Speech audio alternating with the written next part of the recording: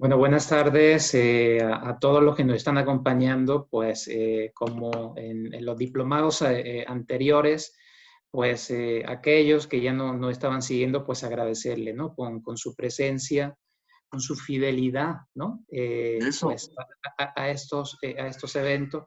La verdad, pues nos congratulamos, fíjense, ahora mismo, pues a las 5 de la tarde, pues hay 72 compañeros que van a seguir esta conferencia. Y bueno, nos congratulamos en ese sentido. También un poquito de tristeza, ¿no, Manuel? Porque Sabino, ¿no? Pues este evento Ah, se cómo está no, organizando claro. por la pérdida del gran Sabino, ¿no? Gran promotor, ¿no? Pues de la historia, ¿no? Sobre todo de Tlaxcala. Y un poquito, ¿no? Pues este evento, pues yo creo que también rendirle un homenaje, ¿no? Que también Cómo va a no. haber un evento en exclusivo, ¿no? Dedicado a él. Y bueno, pues que disfruten muchísimo de este evento. Está la flor innata, ¿no? De la historia, los grandes especialistas de la historia contemporánea de México. Tenemos, pues ahora mismo que me acuerde del programa, bueno, la propia doctora María Eugenia Ponce, la doctora Alicia Salmerón, la gran doctora Josefina MacGregor, tenemos también a la doctora Marta Loyo, al maestro Pavel Granados, a la doctora Georgette José Valenzuela, la, repite, ¿no? La doctora Patricia Galeana y otros muchos compañeros que dejan el tintero también por extensión de tiempo para no robarle tanto tiempo a mi compañera Marisol. Pues bueno, que los disfruten. Muchísimas gracias, Manuel, por contar con la coordinación de historia de la Universidad Anáhuac México. La verdad, pues te agradecemos mucho. La verdad, lo hacemos con mucho cariño, estos eventos. Y bueno, agradecer también al Museo Sumaya, que está implicado evidentemente en la organización de este evento. Y nada más, que disfruten. Muchísimas gracias a todos. Pues muchas gracias, Alfredo. Para nosotros es un honor que esté aquí también la Universidad Anáhuac y que de un par de años para acá hemos estado mucho más en contacto con ustedes y de verdad es un gran gusto que estemos en una colaboración conjunta con el Museo Sumaya. María del Sol, tienes la palabra en esta inauguración. Bueno, pues hola a todos. La verdad no venía preparada.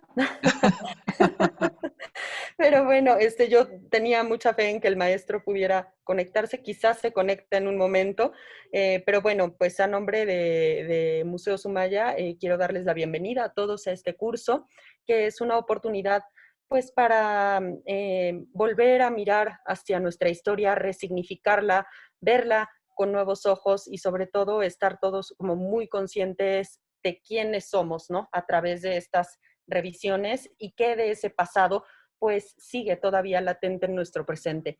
Quiero agradecer al Centro de Estudios de Historia de México, que siempre es un aliado de Museo Sumaya, y a la Universidad Anáhuac por estas iniciativas. Y bueno, pues espero que todos disfruten mucho de este curso y pues enhorabuena por esta inauguración. Pues muchas gracias, María del Sol, muchas gracias al Museo Sumaya.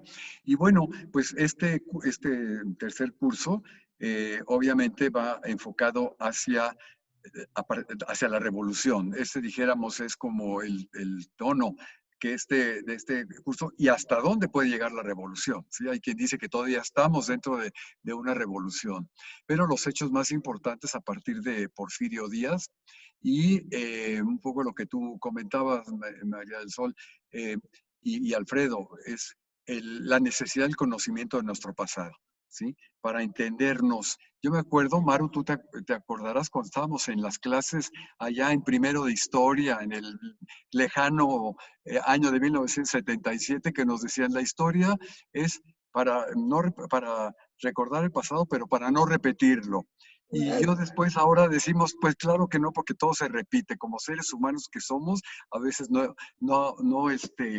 entendemos lo que en un momento dado se hizo y se vuelve a repetir. Pero sí, la historia es un referente para situarnos en donde estamos, ¿sí? Y estos cursos que hemos viajado desde el siglo XVI hasta ahora al siglo XX, pues ciertamente es nuestra memoria histórica de nuestro país, un país maravilloso, sin lugar a dudas. Y bueno, pues este recordatorio, ese volver a los libros y sobre todo con la pléyade de historiadores que nos van a acompañar en este ciclo, que ya los ha nombrado Alfredo, y que pues son los grandes especialistas. Así que a todos nuestros alumnos que ya van por los 90 seguidores, les deseamos lo mejor de todo y hay que leer mucho también.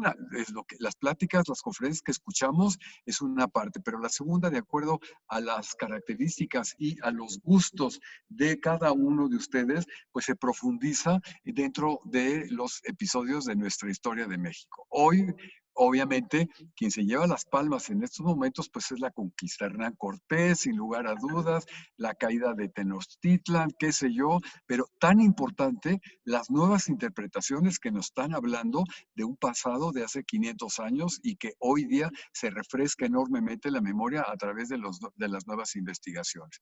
Pues nada, yo quisiera, a nombre del Centro de Estudios de Historia de México, Fundación Carlos Slim, darles la más cordial bienvenida a nuestros seguidores, desde luego al Museo Sumaya, a la Universidad Anáhuac, que es con los que nos hemos aliado para, ahora todo se hace en grupo, todo se hace en equipo para lograr mejores resultados, ¿no?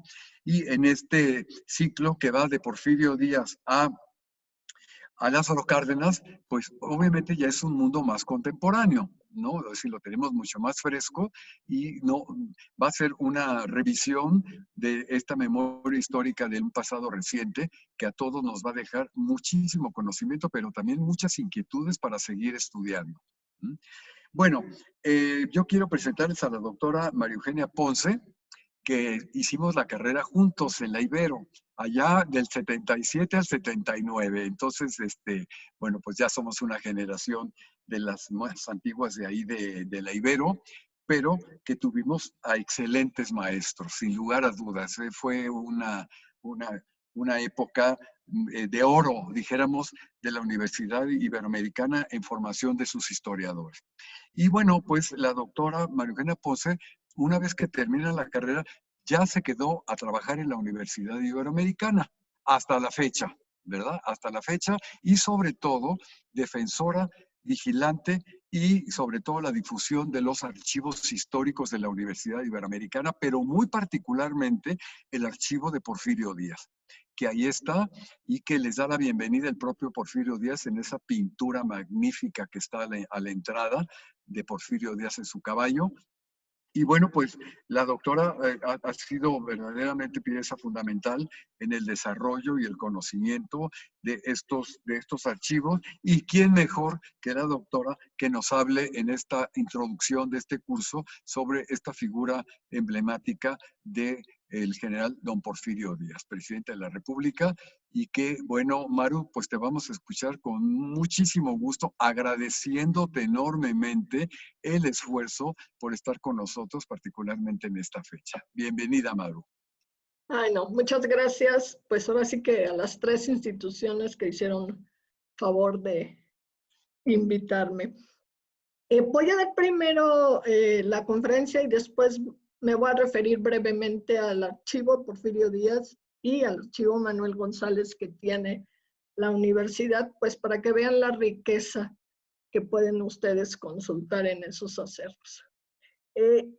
Quisiera hablar de un Porfirio Díaz, bueno, me toca hablar de un Porfirio Díaz no tan conocido, porque normalmente conocemos al Porfirio Díaz ya mayor, un soldado que fue fotografiado en muchas ocasiones cargado de medallas.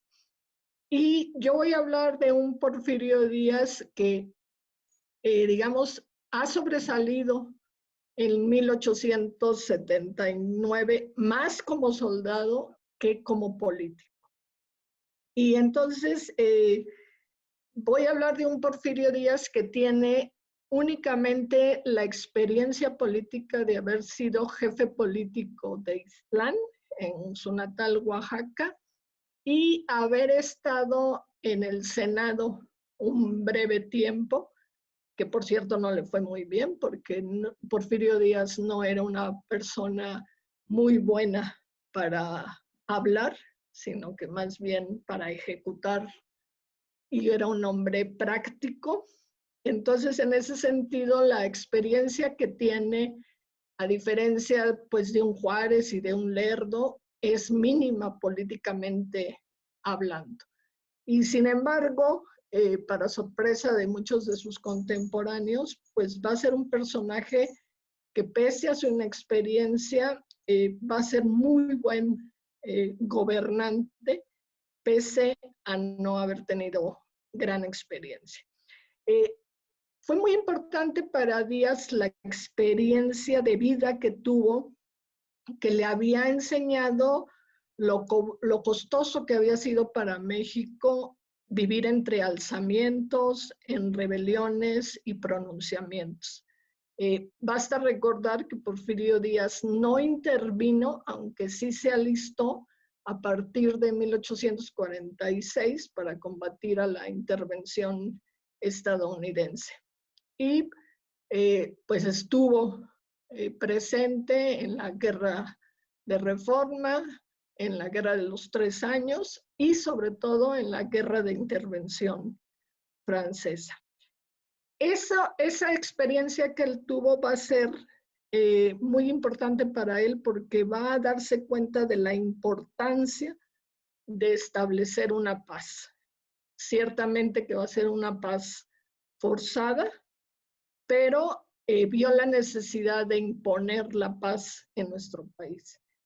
Va a contar también con una cosa a su favor, que la misma población la quería después de todas esas intervenciones extranjeras y guerras civiles, y una de las cosas que la población quería era la paz. Otra de las cosas que también aprendió fue lo gravoso que eran para el país las intervenciones extranjeras o los conflictos con otros países. El más importante pues fue la pérdida de la mitad del territorio en 1848, pero también pues la guerra de intervención francesa costó muchas vidas y sobre todo pues también mucho desastre económico. Entonces, puede explicarse en esas razones el esmero que él va a poner en tener muy buenas relaciones diplomáticas con los demás países del mundo. Primeramente en la cuestión política y después simplemente para tratar de que la inversión extranjera, sobre todo la estadounidense, tenga un equilibrio con la inversión extranjera europea. Entonces, si bien no lo va a hacer concretamente en su primer periodo, sí va a tratar de establecer relaciones diplomáticas a lo largo de los demás regímenes con todos los países pues, conocidos en ese momento. Pero en su primera presidencia los va a establecer con los Estados Unidos principalmente. Su experiencia a nivel de la Cámara Legislativa es la que sí lo va a hacer un poco como despreciar ese tipo de instituciones y por eso va a permanecer un poco como al margen de esas instituciones y en ocasiones pues un poco como limitar el papel de esas instituciones, tanto del Poder Judicial como del Poder Legislativo. Voy a hablar de la primera etapa de Porfirio Díaz, pero sí necesito decirles que el primer periodo de Porfirio Díaz va de 1877 y hasta 1890, digamos, tiene un poder ya consolidado. Lo va a llevar varios años consolidar su poder y en el primer periodo de gobierno va a ser un poco un periodo de inseguridad porque no tiene un control cabal de todas las instituciones y de las instancias políticas, tampoco tiene un poder sobre el ejército. Entonces, en ese sentido, pues en muchas ocasiones va a titubear, pero sin embargo sale bastante bien librada de su primera experiencia como gobernante. Hay algunos factores que le van a ayudar, pues principalmente no hay un líder que se le pueda oponer. Recordemos que Juárez había muerto hace 4 años. Se puede decir que el grupo liberal no tiene una cabeza fuerte, y quien había seguido a Juárez, tanto Sebastián Lerdo como José María Iglesias, pues no habían demostrado que tenían las cualidades necesarias para un liderazgo. Díaz poco a poco va a ir convirtiéndose en el líder de ese grupo liberal, aunque en un nuevo contexto, tanto nacional como internacional, y con un proyecto que incluye continuidades, pero también cambios notables. Entonces, el contexto nacional le es propicio a Porfirio Díaz. Además, el grupo conservador ya está liquidado, entonces en ese sentido, pues no hay que estarse defendiendo o combatiendo contra un opositor. Y hay que también tener presente que en el régimen liberal se había hablado de que se tenía que establecer un gobierno democrático con una participación de los ciudadanos. Y pues sin embargo, eso no había resultado. No hay que olvidar que solamente el 8 o 6% de la población sabía leer y escribir, y por lo tanto no había una clase media que estuviera capacitada y suficientemente desarrollada para poder ejercer la democracia. También quisiera aclarar que la democracia en esos años no se entiende como la democracia que nosotros entendemos. O sea, siempre el grupo liberal pretendió que no participara, digamos, no estaban las condiciones para darse, pero tampoco le interesaba que participara toda la población en un régimen. Si ustedes recuerdan, la Constitución de 57 establece que son ciudadanos los mexicanos nacidos en territorio, los hombres casados a los 18 años y solteros a los 21. No era necesario saber leer y escribir, pese a que fue una discusión en el momento de hacer la Constitución de 57, pero finalmente ganaron los que decían que no era necesario leer y escribir. Entonces el grupo liberal pues consideraba que la gente que no sabía leer y escribir pues no estaba capacitada para ejercer la ciudadanía, y por lo tanto tampoco les importó mucho que no participara. Otra de las cosas que Díaz ante esa realidad va a hacer es pues hacer un cambio, va a tratar de establecer primero el orden a toda costa, luego alcanzar el progreso, y él va a considerar que poco a poco la clase media va a ir creciendo y por lo tanto va a ir capacitándose para ser ciudadano. Algunos dirán que Díaz consideró que era demasiado tiempo hasta 1910, pero pues esos eran sus planes en 1877. Otra de las cosas que también le favoreció fue el contexto internacional. Ya habían pasado años, ya se habían olvidado un poco de que Maximiliano había sido aquí asesinado. Europa gozaba de paz, de crecimiento económico, y va a haber un notable incremento de sus inversiones, principalmente las van a querer hacer en América, y también Estados Unidos experimentaba crecimiento industrial en la zona noroeste del país y también una modernización en la frontera con México, lo que va a favorecer el crecimiento de la parte norte de nuestro país con ese crecimiento que ellos tuvieron. Una de las cosas que se da cuando triunfa la revolución de Tuxtepec es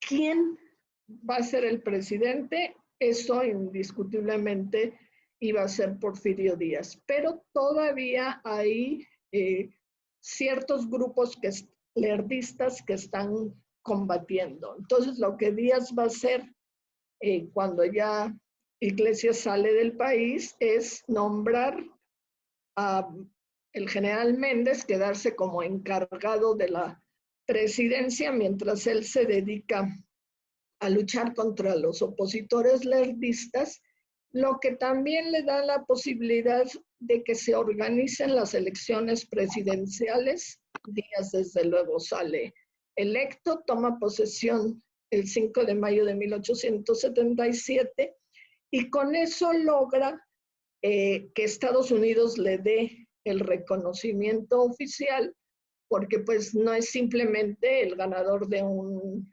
golpe de Estado, sino que fue elegido constitucionalmente. Y otra cosa que también va a lograr con Estados Unidos al lograr el reconocimiento es pues empezar a pagar la deuda que se le debía a los Estados Unidos. Díaz, como yo mencioné, no tiene experiencia en el ámbito gubernamental ni tampoco en el ámbito administrativo. Y no tiene un equipo políticamente propio que sepa ejercer esas funciones.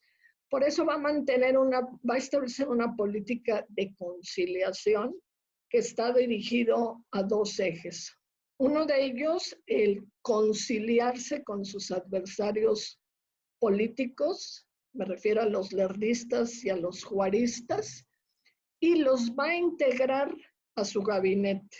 Por eso tenemos la presencia pues, de un Matías Romero, de un Felipe Berriozábal, de Manuel Dublán. Eso le va a ayudar a gobernar políticamente, pero también administrativamente. Y su otra política de conciliación, que es mucho más conocida, es pues, la política de conciliación con la Iglesia. Y esto lo hace también porque lo vivió y lo presenció cuando Lerdo trata de hacer que las leyes de reforma se cumplan, sobre todo en el aspecto de la separación Iglesia-Estado y de que se cumplan las leyes. En la parte del Bajío viene una especie de revolución cristera que pues únicamente lo que hace es dividir al país y provocar más muertes. Entonces, en ese sentido, Porfirio Díaz no quiere cometer esos errores y va a promover una política de conciliación con la Iglesia. Otro de los aspectos que va a tener que solucionar es la Constitución de 57 permitía o facilitaba, por ser federal, el afianzamiento de los caciques. Pero tanto Juárez como Lerdo trataron de que el poder de los caciques fuera menor. Ese fue uno de los factores por los que Díaz logró aglutinar a muchos caciques en el plan de Tuxtepec, lo mismo que a ciertos pueblos que pensaban que estaban en contra, digamos, de la centralización y que querían que sus pueblos se administraran por el municipio.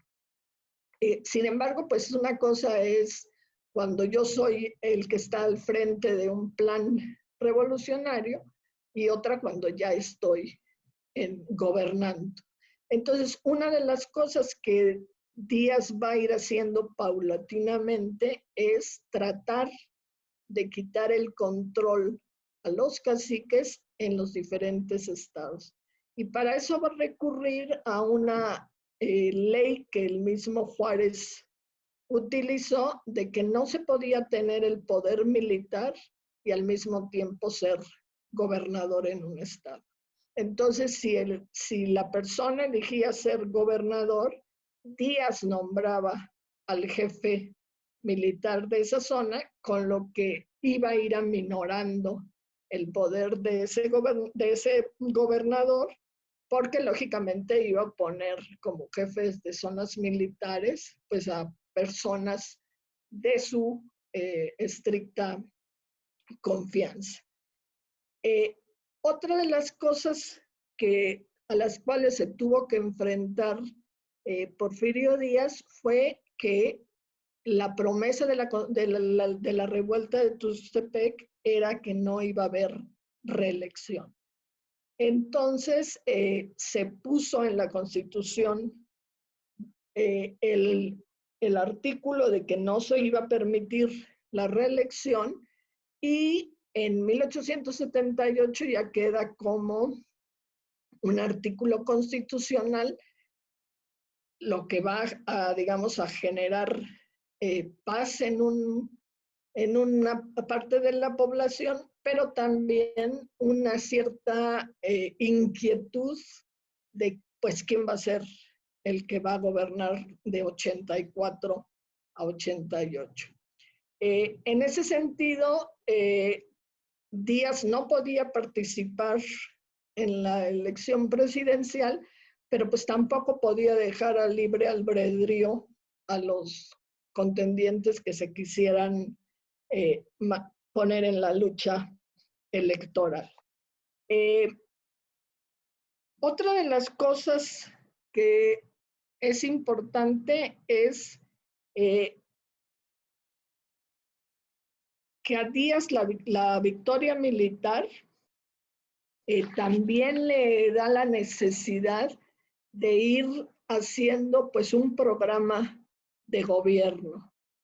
Si bien hay ciertos asuntos que provienen del programa liberal, él tenía que establecer otras cuestiones. Y en ese sentido, digamos, el orden ya va a quedar más o menos fincado, pero tiene que poner las bases para que se dé un progreso. Y por eso es que va a invitar la inversión extranjera. Lógicamente, la primera que va a llegar es la de Estados Unidos y después va a ir llegando la europea. Una de las cosas que va a poner son las bases para que haya inversión en los ferrocarriles, principalmente para lograr dos objetivos: un comercio interior para ir conectando las diferentes ciudades y pueblos más pequeños al comercio interior, y tener en algunos casos salida con el comercio internacional. Pero también por otro factor, el ferrocarril le permitiría tener un mayor control del país, porque si en un momento dado había una rebelión, pues mandaría al ejército. Esto lo va a ir haciendo paulatinamente. No se puede lograr en los primeros 3 años de gobierno.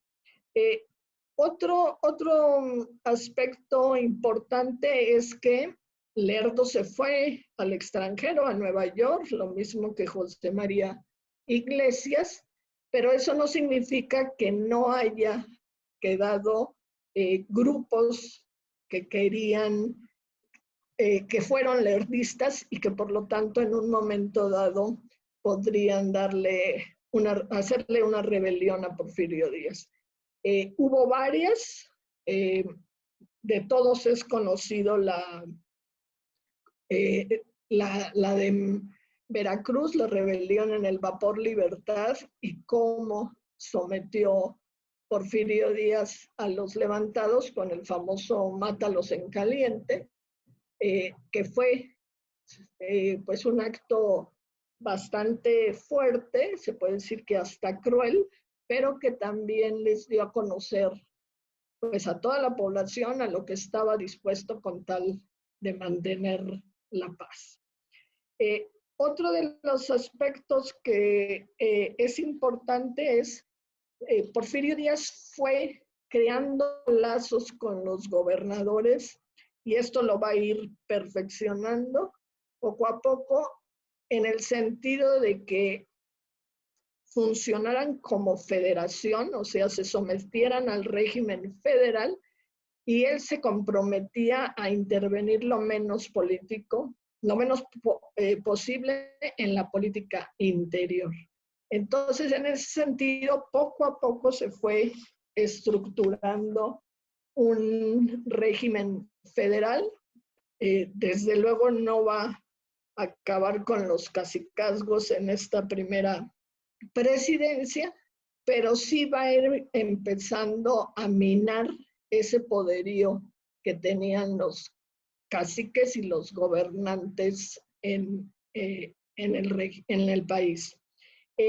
Otra de las cuestiones es que va a ir también abriendo las puertas a lerdistas que habían salido al extranjero y que piden regresar con una petición de amnistía, desde luego generales, militares, pero también, por ejemplo, figuras relevantes como Manuel Romero Rubio, que después va a terminar por ser su suegro, y que le va a dar las posibilidades de ir abriéndose a la cuestión del cómo manejar el poder legislativo. Manuel Romero Rubio había sido un político muy hábil para Lerdo de Tejada y después lo va a hacer para Porfirio Díaz. Cuando llegamos al año de 1878-79, se tiene que plantear quién va a suceder a Porfirio Díaz. Se ha dicho en muchas ocasiones que Díaz impuso a Manuel González y que el gobierno de Manuel González pues fue manejado por Porfirio Díaz.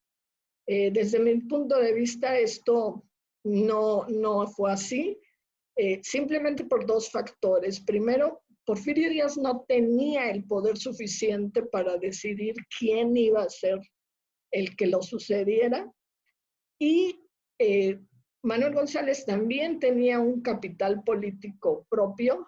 Es la segunda persona más importante en el país después de Porfirio Díaz, entonces no era un personaje que pudiéramos decir que Díaz lo podía manipular fácilmente. En esa campaña presidencial, además, hay 6 contendientes, incluido Manuel González, y algunos son figuras que ya habían tenido presencia en la vida política del país, como un Ignacio Vallarta, como el general Vicente Riva Palacio, que había sido gobernador en el Estado de México, Justo Benítez, que había sido senador y la mano derecha de Díaz mientras estuvo en Oaxaca. Otra de las personas que estuvo allí fue Manuel María de Zamacona, que había sido embajador de México en los Estados Unidos, y Trinidad García de la Cadena, que había sido gobernador de Zacatecas.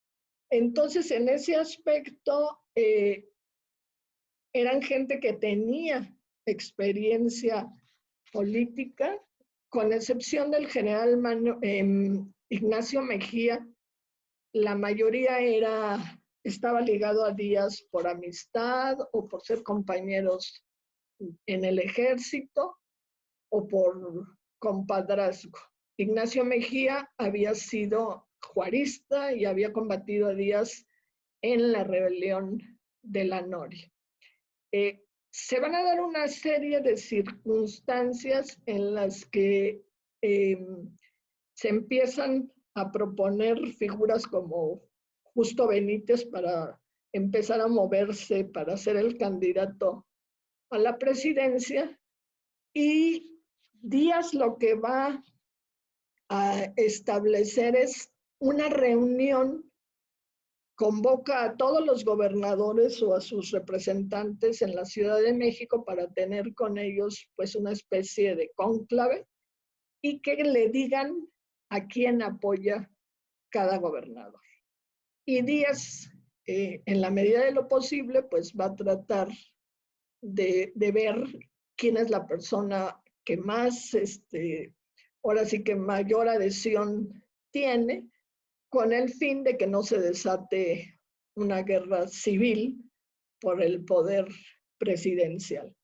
Él convoca a ese cónclave y la mayoría de los gobernadores se inclina por Manuel González. Hay algunos que sí se inclinan por Justo Benítez, otros se inclinan por Vallarta, otros se inclinan por Trinidad García de la Cadena, y hay otros que le dicen que lo que Díaz decida.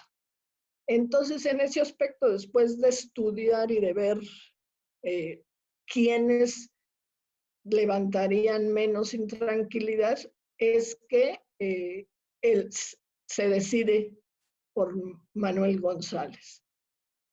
Muy curiosamente, los 6 candidatos hacen campaña por primera vez, digamos, después de la República Liberal. Manuel González incluso recorre un poco la República con el pretexto de que lo nombran el jefe de la Fuerza de Oriente para sofocar una rebelión en Tepic, pero los demás presentan un programa político al estilo de las campañas presidenciales estadounidenses. La mayoría, los 6 tienen como programa político algunas diferencias, pero básicamente es la total defensa de la Constitución de 1857. Se realizan las elecciones, sale electo Manuel González, y también sorpresivamente Manuel González va a ser un presidente y un gobernante que pues gobernó mejor de lo que se esperaba. Si Porfirio Díaz no tenía experiencia política, Manuel González menos todavía.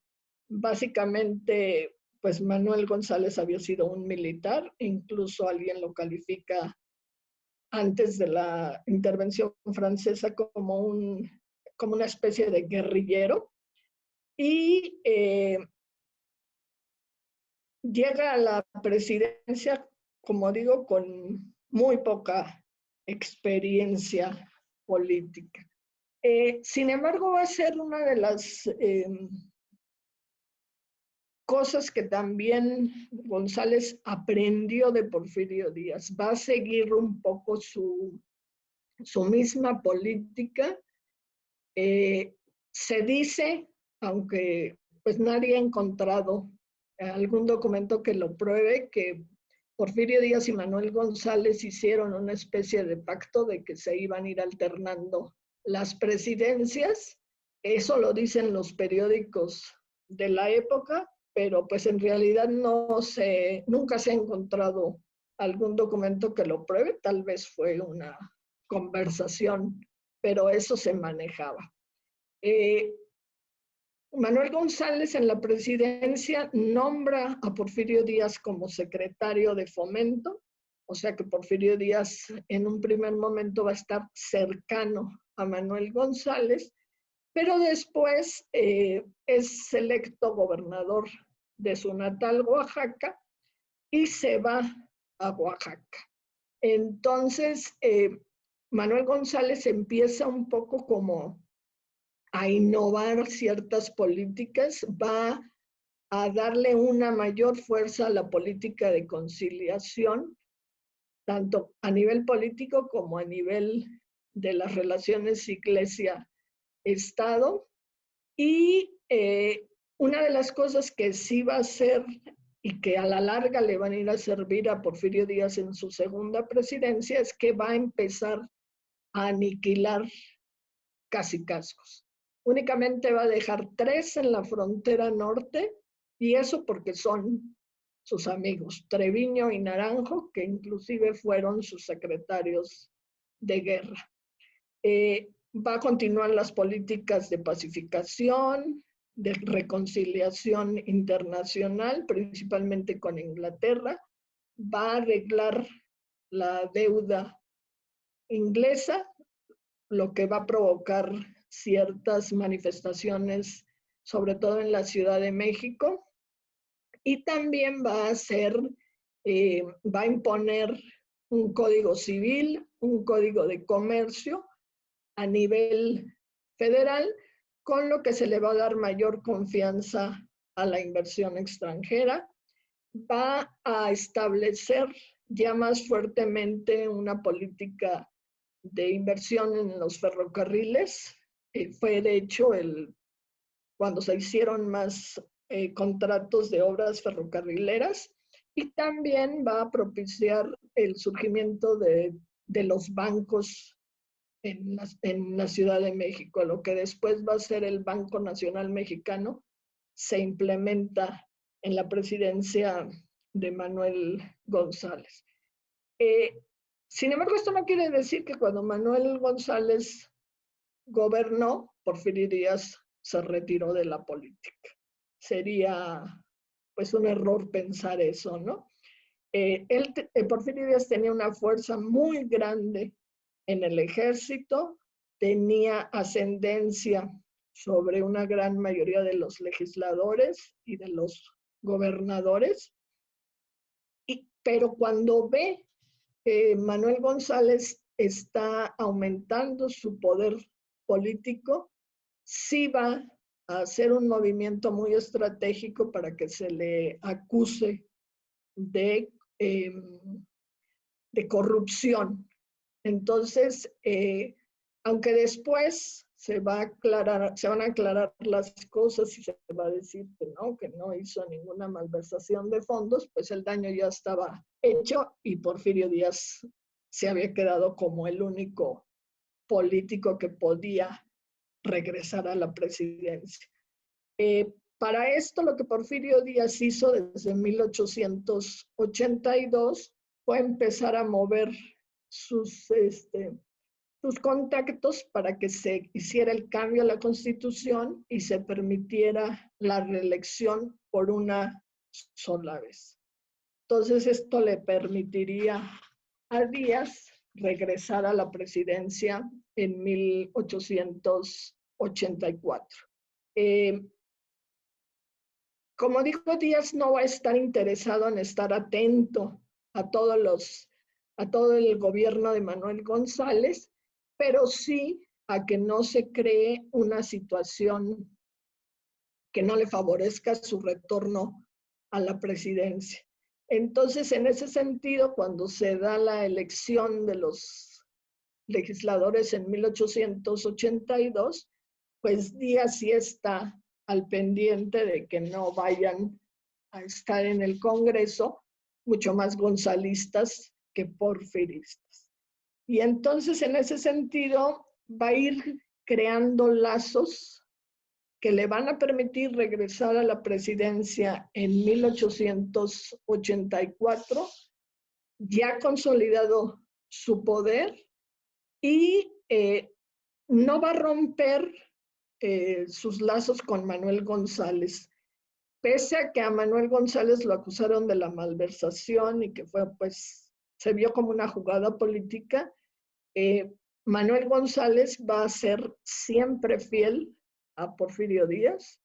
Inclusive, Manuel González tuvo un pleito con su hijo Manuel González, el Chico, porque su hijo le pedía que se defendiera de esos ataques que le estaban haciendo, y él dijo que siempre se mantendría fiel a Porfirio Díaz y que sobre todo él no sería el factor para crear una guerra civil en el país. Varias de las cosas que yo dije ya son estudiadas y que se encuentran en los libros que se han hecho a partir de 1984, 85, en que hubo una revisión del porfirismo y que ya se dejó de ver como una historia oficial de el dictador y el malo de la historia. Los nuevos estudios que han aparecido nos muestran a un Porfirio Díaz como un ser humano con cualidades, con defectos, con errores que cometió, con ambición de poder, pero ya es un personaje mucho más equilibrado que, pues poco a poco, en la historia no oficial al menos, ha empezado a tener lo que le corresponde, su lugar en la historia, y no es, como digo, el malo de la historia, ¿no? Otras cosas están basadas en la colección Porfirio Díaz y en el archivo de Manuel González, que como ya habíamos hablado al principio de la plática, se encuentran localizados en la Biblioteca Francisco Javier Clavijero de la Universidad Iberoamericana. Son dos archivos muy ricos, muy grandes. El archivo Porfirio Díaz tiene cerca de 1 millón de documentos, dividido en cartas, en folletos, en telegramas, en documentos gráficos, 500 fotografías. Y lo más importante no es tanto, digamos, la correspondencia, no es un archivo de carácter tan oficial, porque son las cartas que le manda el común del pueblo y que le escriben a Díaz desde solicitar un empleo, solicitar ayuda económica, como para también informarle lo que está sucediendo en sus poblaciones.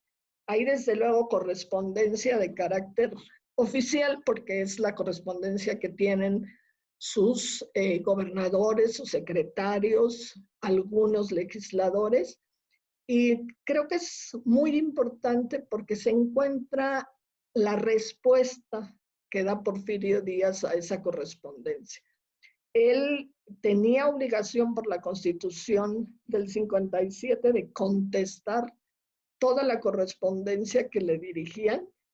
Desde luego no la responde él personalmente, sino que tiene un equipo de secretarios que responden, pero sí Díaz formula la respuesta. Entonces es muy interesante porque uno ve qué es lo que está respondiendo Porfirio Díaz, cómo se construye un sistema político a base de una relación que se puede decir que no es pues de carácter oficial, sino que es una relación, pues un poco. Porfirio Díaz representa al padre de todos los mexicanos, e inclusive algunos de los que le escriben en esos términos para decirle: usted es el padre de los mexicanos y por lo tanto como padre me tiene que ayudar o me tiene que solucionar el problema.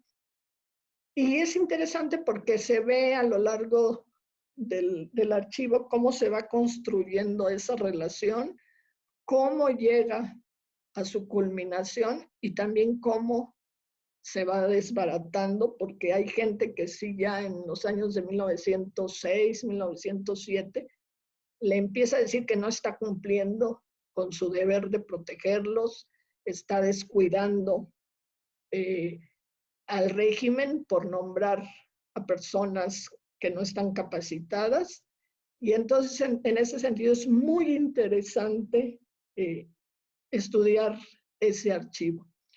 El archivo de Manuel González también más o menos tiene 1 millón de documentos, pero ese, a diferencia del archivo Porfirio Díaz, tiene una parte personal. Está la parte de cuando Manuel González fue presidente y después gobernador de Guanajuato hasta su muerte en 1893, pero la otra parte que tiene es de sus propiedades. Manuel González, un poco antes, durante y después de ser presidente, sí se hace de muchos bienes. Tiene haciendas, tiene propiedades mineras, tiene líneas de ferrocarril, y esa parte del archivo es la administración de esos bienes, primero por gente que él pone para que se haga cargo de la administración de sus bienes, y después la administran sus 2 hijos.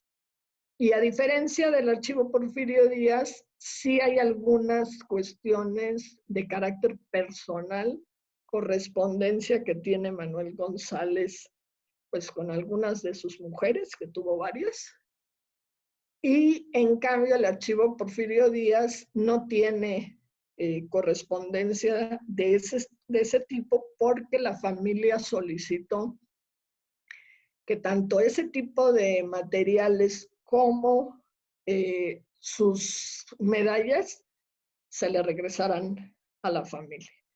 Pero yo considero que estos 2 archivos nos permiten conocer una parte muy importante de la historia de México.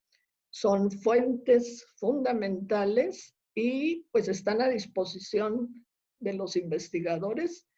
En esos momentos tienen que escribirle al coordinador para solicitar una cita y pueden consultar los materiales, se permite su reproducción, y pues yo los invito a que conozcan esos materiales y que investiguen en ellos. Pues por mi parte sería todo, y si alguien tiene algunas preguntas o comentarios, me encantaría escucharlos. Muchas gracias, doctora María Eugenia Ponce, por esta visión tan interesante, sobre todo de los principios del gobierno de Porfirio Díaz, así como de Manuel González. Entonces, de acuerdo a lo que dijiste, ¿el archivo de Porfirio Díaz que está en la Ibero es más privado?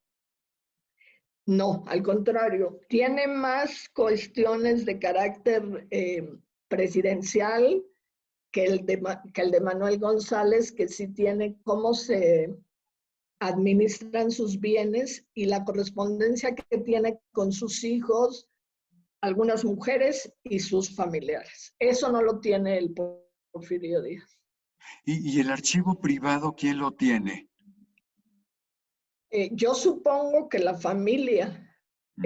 Todavía quedan varios bisnietos de Porfirio Díaz, hijos de Porfirio Díaz Ortega y de Luz. Amada no tuvo hijos, y las otras 2, tanto los 2 primeros hijos de Porfirio Díaz murieron muy pequeños, y la última murió con su madre Delfina Ortega en 1880, y con Carmelita Romero Rubio no tiene hijos. No tuvo hijos, sí. Pues sería una labor interesante el rescate de esos archivos privados.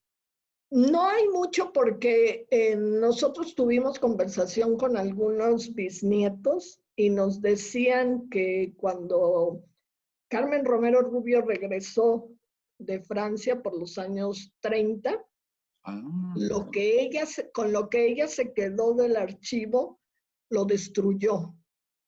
No quiso, digamos, ya ninguna cuestión de ese carácter, y en cambio lo que la Ibero tiene fue un deseo de Porfirio Díaz hijo, el que se investigara el régimen de su padre, porque cuando él regresa de Francia, pues lógicamente toda la historiografía revolucionaria habla muy mal de Porfirio Díaz, entonces él considera que el archivo debe ser estudiado pues para borrar esa imagen de dictador y de político corrupto que tenía Porfirio Díaz. Entonces, en ese sentido, eso es la parte que él, que se rescata, que de hecho no salió de la Ciudad de México cuando Porfirio Díaz se fue exiliado, sino que pidió que lo guardaran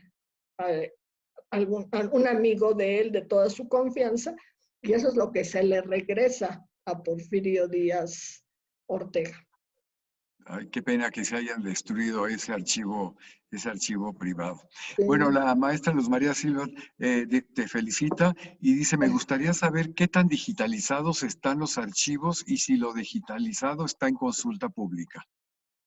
Del archivo Porfirio Díaz, he de aclarar, yo me jubilé el año pasado, entonces no estoy tan certeza, no tengo la certeza si se ha seguido la digitalización.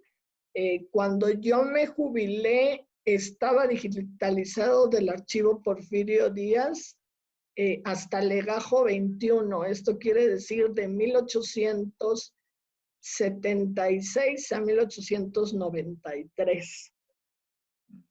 Muy poco, he de decir que representa aproximadamente el 25% de lo que es el archivo, porque a medida que avanza el régimen, el número de correspondencia es mayor por año.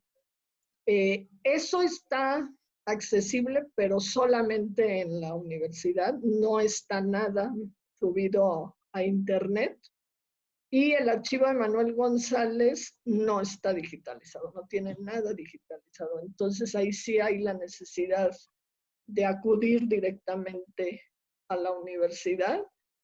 Lo digitalizado se permite que se consulte digitalmente y que se copie o se baje los materiales que el investigador requiera. Y del Manuel González se encuentra microfilmado, pero también se permite la reproducción de los materiales que se necesiten. Muy bien. Adán Esperanza dice, doctora, ¿nos puede hablar un poco sobre doña Carmelita y su relación con el general Díaz? Sí, bueno, aquí hay toda una historia porque, bueno, es un hecho que Porfirio Díaz conoce a Carmelita como su profesora de inglés y después se casa con ella. Pero también se dice que pues eso fue con una intención. El hecho de ligar a Manuel Romero Rubio, que como dije había sido un distinguido lerdista, y que después va a ser el secretario de Gobernación de Porfirio Díaz en su segunda y tercera presidencia. Es una relación que pues en esos momentos se dice que fue un matrimonio arreglado, nada, o sea, muy común en esa época, pero que llegaron a entenderse bien y que inclusive pues llegaron a quererse. Y una de las cosas que sí se nota desde el físico es que pues Carmelita pulió a don Porfirio Díaz. Hay una cuestión, aunque Porfirio Díaz era un general, cuando llega a la presidencia, pues no es una persona inculta. Él había estudiado en el seminario en Oaxaca, no se llegó a ordenar, pero sabía latín y tan sabía que después dio clases en la biblioteca del Instituto Libre de Oaxaca. Y cuando conoce a Juárez, él deja la carrera sacerdotal y estudia abogacía, aunque tampoco la acabó. Entonces, posiblemente no tenía digamos, el roce social que que Carmelita Romero Rubio sí tenía, porque estaba conectada y pertenecía a una familia de alto nivel económico y de clase social privilegiada, pero tampoco Porfirio Díaz era, es lo que se podría decir, un soldadote, no lo era.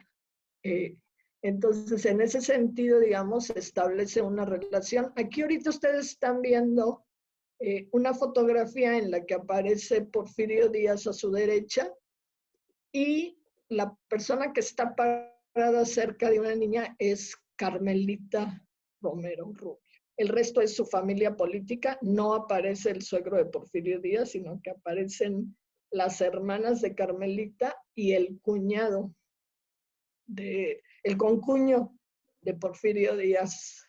Entonces, en ese aspecto, digamos, sí se puede ver que, pues, simplemente por su vestimenta y todo, pertenecen a una clase social alta, pero les digo, es una relación que posiblemente sí fue arreglada, pero que pues les funcionó y estuvieron casados a partir de 1881 hasta que muere Porfirio Díaz en 1915 en el exilio.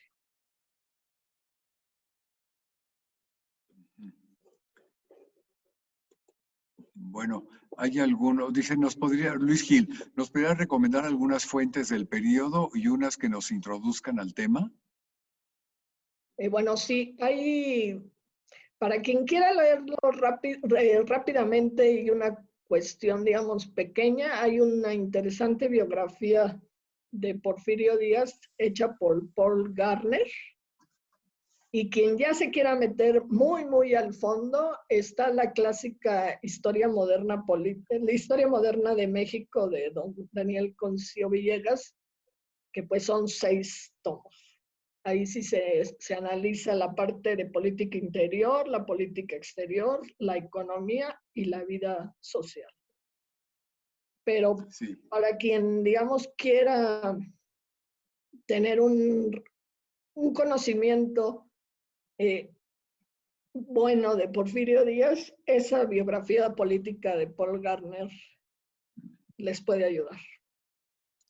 Sí, también preguntan si se puede consultar, ¿hay que hacer cita para consultar los archivos en la Ibero? Sí, sí. Si me permites, ¿puedo dar el correo del coordinador? Sí. Es luis.inclán@ibero.mx, es el coordinador del área de acervos históricos. Ustedes le pueden decir allí que quieren consultar X archivo, ya sea el de Porfirio Díaz o Manuel González, y si pueden especificar el año o alguna cosa en particular, pues sería mejor para que les den un mejor servicio. ¿Podrías repetir la dirección del mail? luis.inclán@ibero.mx. Ok, hay por ahí otra pregunta, dice, de Ángel Pérez, dice, ¿en qué consistieron concretamente las nuevas relaciones con la Iglesia? El panorama internacional, se reanudaron relaciones con la Santa Sede y en el local se permitieron aspectos como las procesiones. Nunca se establecieron relaciones diplomáticas con el Vaticano, pero sí, no en estos años, sino más adelante, van a mandar no a un embajador pero sí a una persona, digamos, que puede establecer, se puede decir que puede establecer lazos con el gobierno.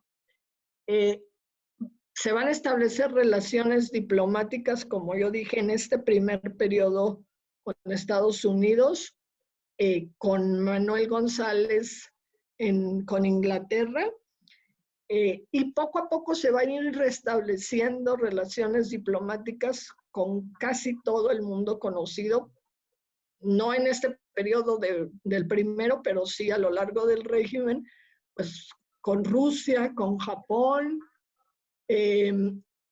con el Imperio Turco, Francia, Alemania, Bélgica, España, Portugal.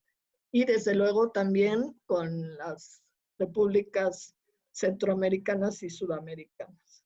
Entonces, en ese aspecto, digamos, Porfirio Díaz establece relaciones diplomáticas con casi todo el mundo conocido y eso también va a permitir la inversión extranjera, que es uno de los aspectos que más le importaban a Porfirio Díaz y sobre todo equilibrar la balanza entre la inversión estadounidense y la inversión europea. No lo va a lograr a lo largo de todos los años de gobierno, pero es una cosa en la que él tenía especial atención porque pues conocía el poderío de los Estados Unidos y no quería depender básicamente de la inversión estadounidense.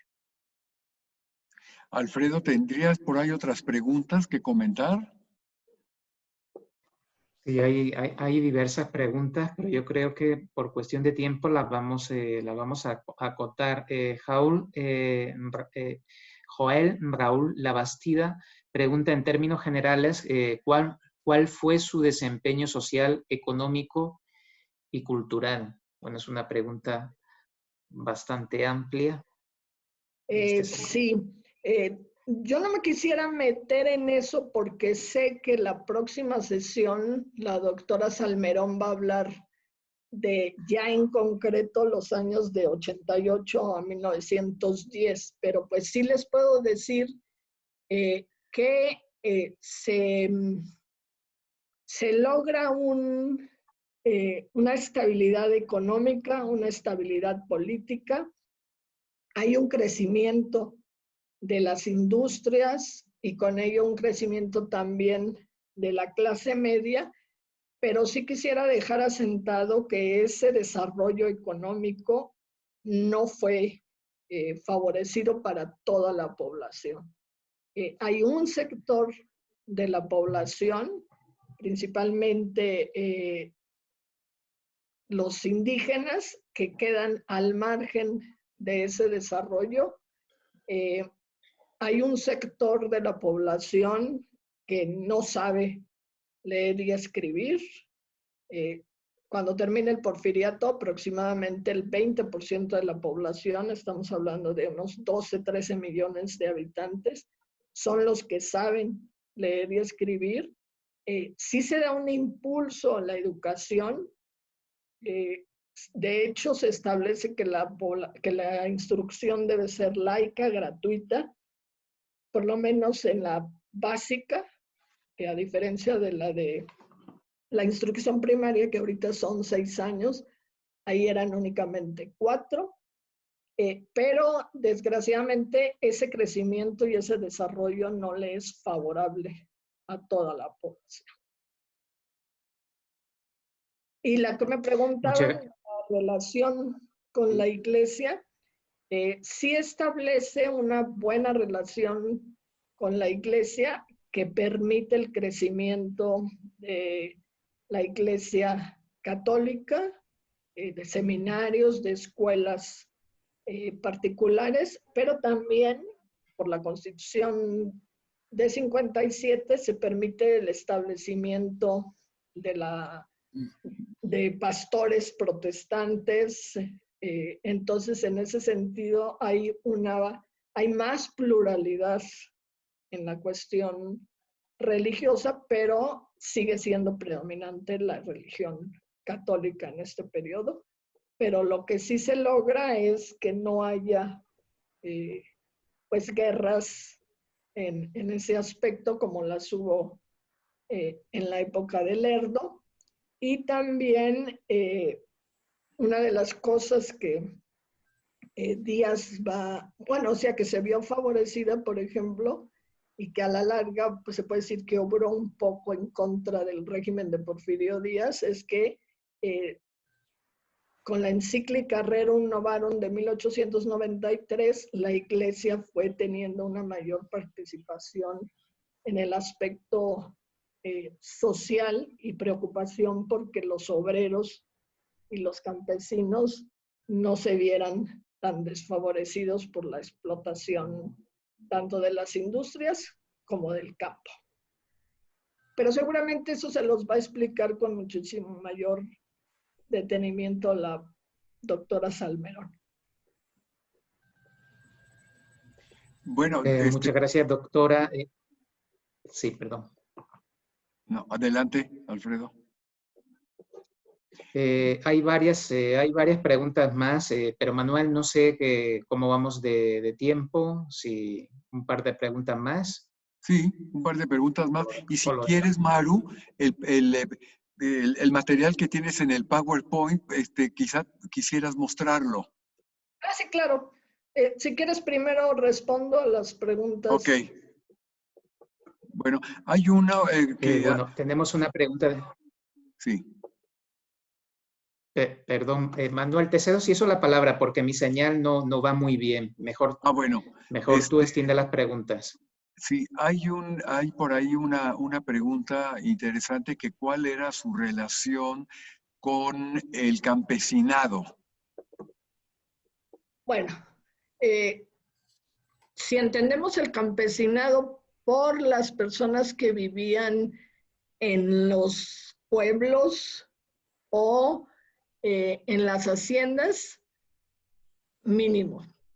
En primer lugar, la gran mayoría de ellos no sabía leer y escribir, entonces pues no había forma de que se comunicaran con él, aunque días más adelante, no en estos años, va a empezar a hacer algunos viajes como a Yucatán o a Puebla o a Veracruz.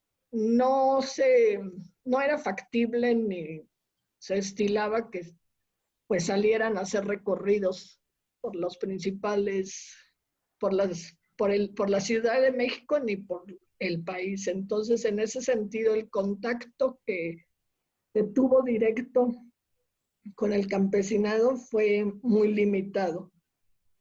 Lo que sí se puede decir es, a lo largo de su vida militar, Porfirio Díaz sí estuvo recorriendo una buena parte de la República Mexicana, principalmente la parte del sur de la República Mexicana y la zona central.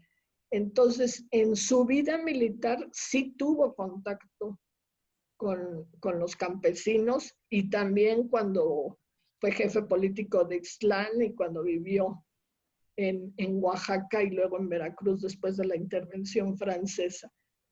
Pero como gobernante no la tuvo muy, muy fluida. Sí. Hay una pregunta de Alicia Beltrán que se podría hablar sobre la propuesta de la construcción del ferrocarril hasta Acapulco. Ah, caray, ahí sí.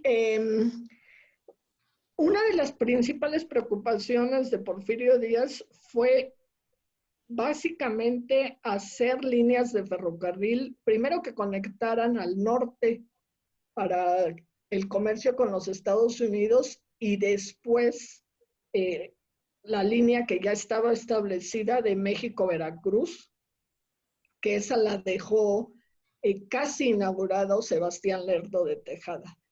El resto digamos, de las líneas de ferrocarril se fueron haciendo paulatinamente y básicamente lo que yo conozco es que fue difícil hacer varias líneas de ferrocarril, no solamente la de Acapulco, por el problema de la geografía del país.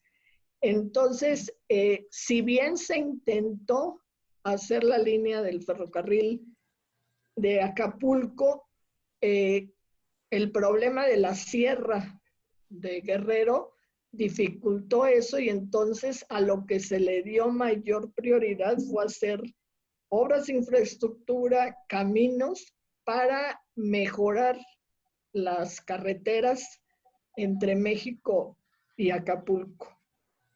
En cierta manera, la geografía sí fue un factor que limitó el crecimiento de las líneas de ferrocarril a toda la República. Entonces, en ese aspecto hay líneas que tal vez hubieran sido importantes, pero que se vieron limitadas por la cuestión geográfica. Bueno, hay muchas preguntas. Yo no sé si podrían enviártelas a tu correo electrónico. Claro que sí. Maru. Sí, ¿Nos puedes dar tu correo electrónico? Sí, es mponcealcocer@gmail.com.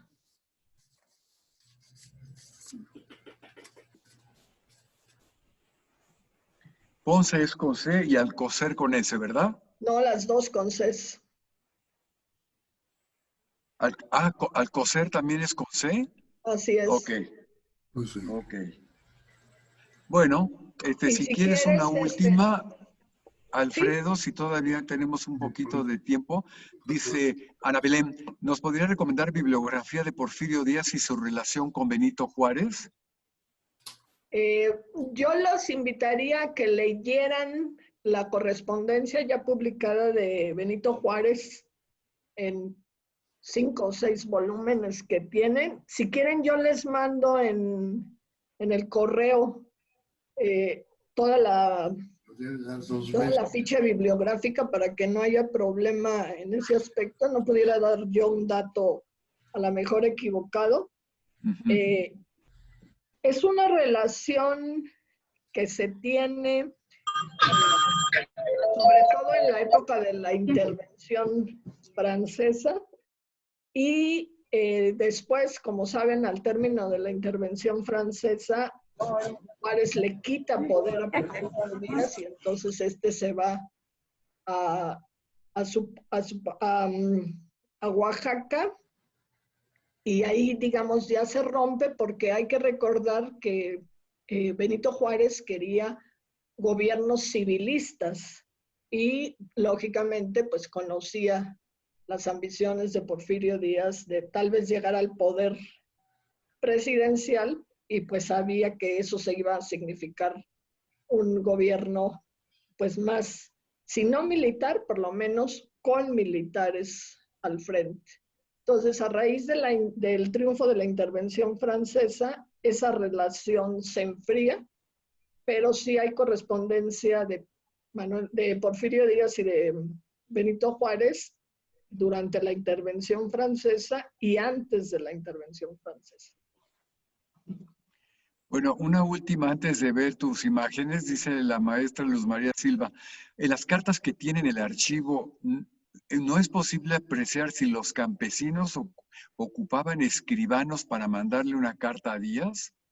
Sí, de hecho hay algunas cartas que dicen que no saben leer ni escribir y que utilizaron los servicios de una persona que está escribiendo por ellos.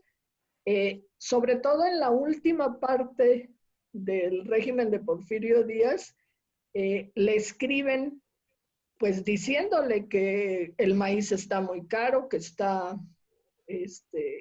que hay escasez de maíz o que los precios han subido y sobre todo una de las grandes quejas es los impuestos que se les han impuesto por sus productos, ¿no? Esto va a ser una de las quejas a fines del régimen de Porfirio Díaz fue el aumento de impuestos, sobre todo para centralizar el poder.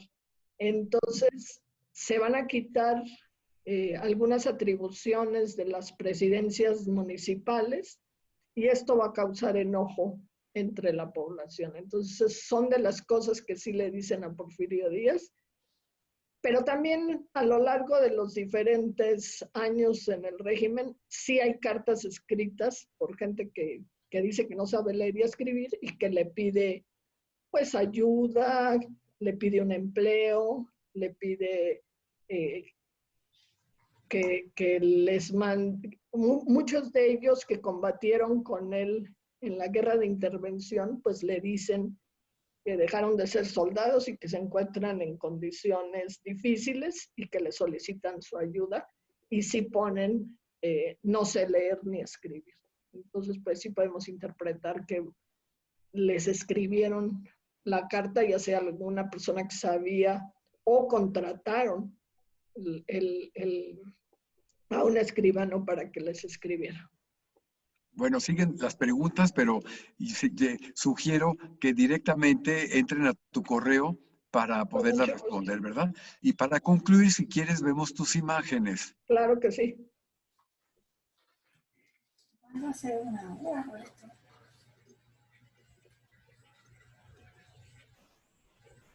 Bueno, estas son cartas, lógicamente, del archivo Porfirio Díaz. Por ejemplo, esta es una carta dirigida a Porfirio Díaz de parte del arzobispo Antonio Pelagio de la Bastida y Dávalos. Al principio tiene una mala relación con él porque pues no olvidemos que la Bastida apoyó a Maximiliano, tuvo que salir del país y cuando regresa ya se liman las asperezas e inclusive la Bastida casa a Porfirio Díaz con Delfina Ortega ya en su lecho de muerte en 1880. Esta carta es muy interesante porque es de las pocas que tenemos escrita por Porfirio Díaz al senador Manuel Romero Rubio, ya su suegro en esos momentos, se la escribe Porfirio Díaz y es la carta en la que ya le dice a Romero Rubio pues que se empiece a mover para que haya el cambio en la Constitución con el objetivo de que él pueda reelegirse por primera ocasión. Así que, bueno, la que yo ya había explicado de la familia de Romero Rubio. Esta es Delfina Ortega Díaz. Ella es sobrina de Porfirio Díaz, hija de una de sus hermanas. Se casa con ella y muere en 1880, producto de un... Cuando da luz muere la niña y muere ella se dice que fue fiebre puerperal.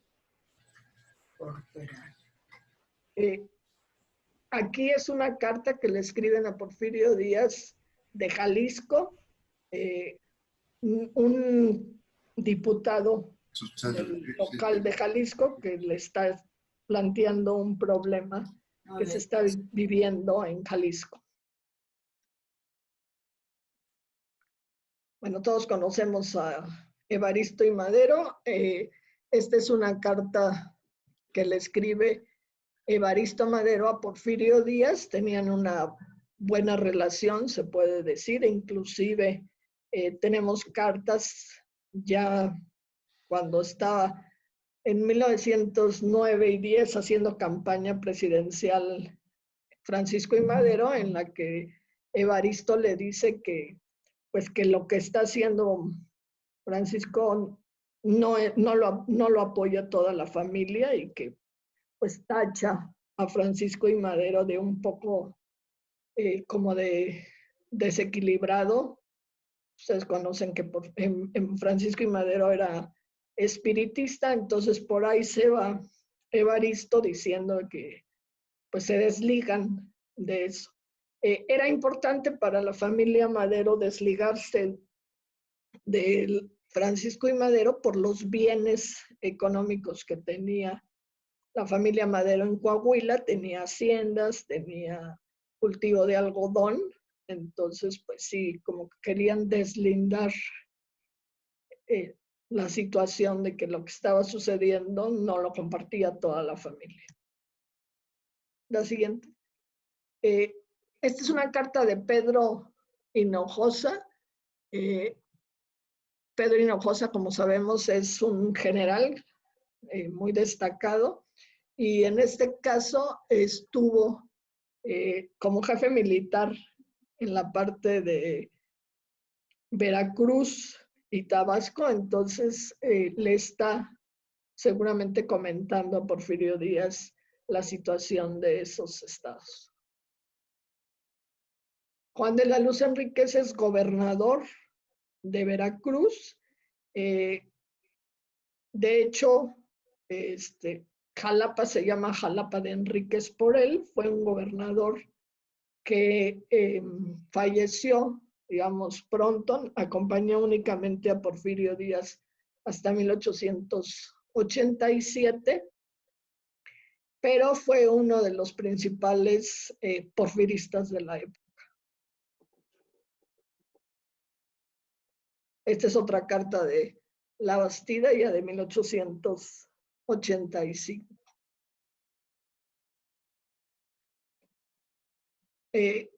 Rosendo Márquez fue gobernador de Puebla, entonces seguramente le está planteando la situación que está viviendo Puebla.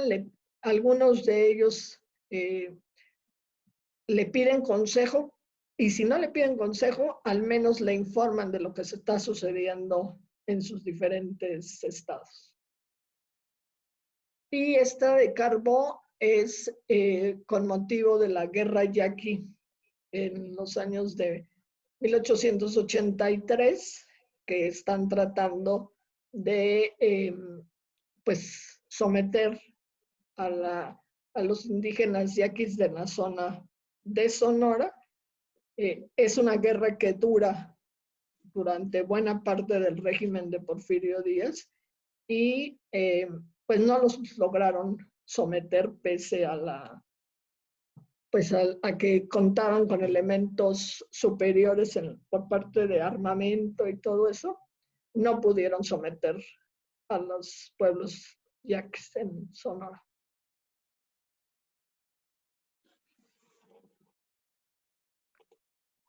Pues, Alfredo, ¿quieres despedir nuestra sesión?